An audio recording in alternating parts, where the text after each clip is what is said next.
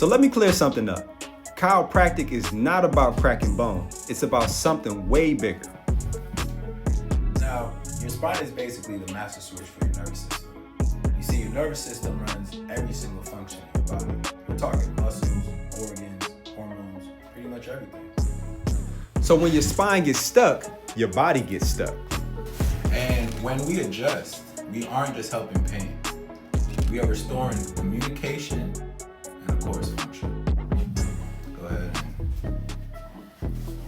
take a deep breath here. If you're ready to tap in, comment "I need that" below.